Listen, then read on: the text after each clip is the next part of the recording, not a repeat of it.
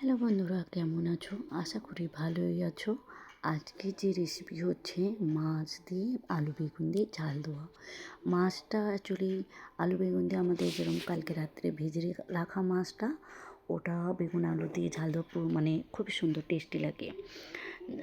যাকে বলে পুরনো মাছ যেরকম কালকে রাত্রে ভাজা মাছ আজকে রান্না করতে খুবই টেস্ট লাগে। আলু কেটে লম্বা লম্বা কেটে ধুয়ে নিয়েছি, ধুয়ে ভেজে নিয়েছি। বেগুনও সেরকম লম্বা লম্বা কেটে ভেজে নিচ্ছি। ওর মধ্যে একটুখানি নুন আর একটুখানি হলুদ দিয়ে ভেজেছি। মাছটা আছে, একটুখানি মাছটাকে ভেজে নেব আমি হালকা করে ভেজে এমনি এদিকে ওইদিকে নাড়াচাড়া করে তুলে নেব। এর মধ্যে আমি 5 ফোড়ন দিয়েছি। 5 ফোড়ন দেওয়ার পরে আমি দিয়েছি একটা শুকনো লঙ্কা। তারপরে দিয়ে দেবো আমি পেঁয়াজ। পেঁয়াজটাকে একটুখানি করে দিয়ে দিও ভেঙে, কেন কি একটু তাড়াতাড়ি হয়ে যাবে। তো পেঁয়াজ একটুখানি লাল হওয়ার পরে আমি দিয়ে দেবো টমাটার কেটে রেখেছি আমি সেরকম।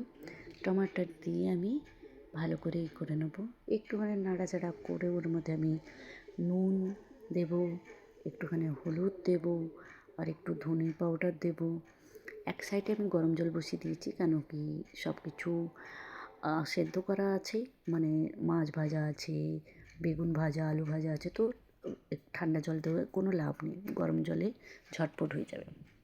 তো আমি এখানে নুন দিয়ে দিচ্ছি, ধনে গুঁড়ো, একটুখানি হলুদ আর একটুখানি লাল লঙ্কা গুঁড়ো দেবো। অলরেডি আমি কাঁচা লঙ্কা দিয়েছি, শুকনো লঙ্কাও দিয়েছি।